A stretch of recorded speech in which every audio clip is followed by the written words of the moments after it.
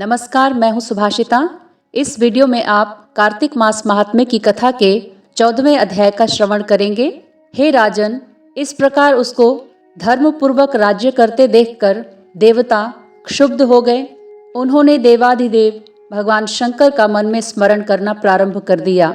कितने ही प्रकार से स्तुति की। तब भक्तों की कामना पूरी करने वाले भगवान शंकर ने नारद जी को बुलाकर देव कार्य करने की इच्छा से उनको देवपुरी भेजा। शंकर भक्त नारद भगवान शंकर की आज्ञा से देवपुरी में गए। इंद्र आदि सभी देवता व्याकुल हो शीघ्रता से उठकर श्री नारद जी की स्तुति करने लगे। उत्कंठा भरी दृष्टि से सब ने नारद जी की ओर देखा। अपने सब दुखों को कहकर उन्हें नाश करने की प्रार्थना की। नारद जी ने कहा, मैं सब कुछ जानता हूँ, इसलिए अब मैं दैत्यराज जलंधर के पास जा रहा हूँ।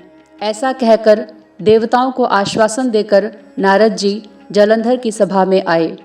जलंधर ने नारद जी के चरणों की पूजा कर हंसते हुए कहा, हे ब्राह्मण, कहिए आप कहाँ से आ रहे हैं और कहाँ कहाँ पर आपने क्या क्या देखा, यहाँ कैसे आए हैं।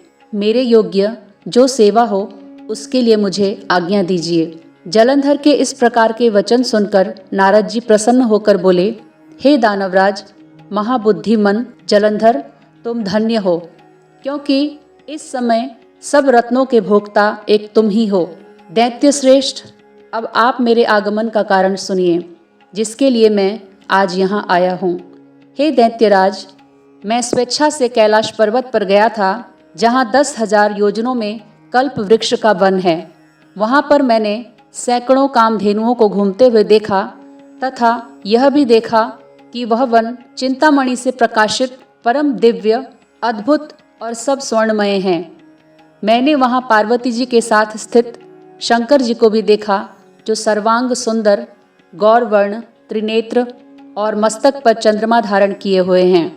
यह देखकर मुझे बड़ा आश्चर्य हुआ कि इनके समान समृद्धिशाली त्रिलोक में कोई है या नहीं।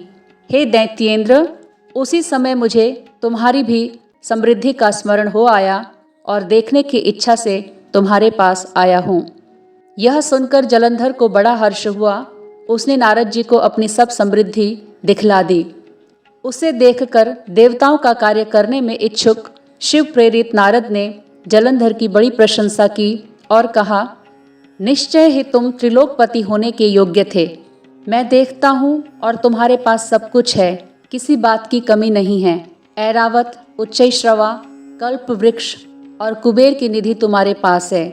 मणियों और रत्नों के ढेर भी तुम्हारे पास लगे हुए हैं। ब्रह्मा जी का हंस युक्त विमान भी तुम्हारे पास है और द्युतलोक, पाताल और पृथ्वी पर जितने भी रत्न आदि हैं वह सब तुम्हारे ही तो हैं। मैं तुम्हारे इस प्रकार के रत्न ऐश्वर्य को देखकर बड़ा प्रसन्न हूँ, परंतु तुम्हारे पास कोई स्त्री रत्न नहीं है, इसलिए तुम्हारा यह सब कुछ फीका है। तुम कोई स्त्री रत्न ग्रहण करो। नारद जी के इस प्रकार के वचन सुनकर दैत्य काम से व्याकुल हो गया। उसने नारद जी को प्रणाम करके पूछा कि ऐसी स्त्री कहाँ मिलेगी जो सब रत्नों में श्रेष्ठ हो। यदि ऐसा रत्न कहीं मिले तो मैं उसे अवश्य लाऊंगा। देवर्षि नारद बोले, ऐसा रत्न तो कैलाश पर्वत पर योगी शंकर के पास ही हैं। उनकी सर्वांग सुंदरी पत्नी देवी पार्वती बहुत ही मनोहर हैं। उसके समान सुंदरी मैंने आज तक नहीं देखी। शंकर से बढ़कर समृद्धिवान दूसरा कोई नहीं है। उनके इस रत्न की महिमा तीनों लोकों में कहीं पर भी नहीं है। तभी तो परम विरक्त आत्माराम शंकर भी उसके वश में हो गए हैं। देवर्षि नारद उस दैत्य से ऐसा कहकर अन्य कार्य करने की इच्छा से आकाश मार्ग से चल दिए। कार्तिक मास महात्म्य के 14वें अध्याय की कथा यहाँ संपन्न होती है।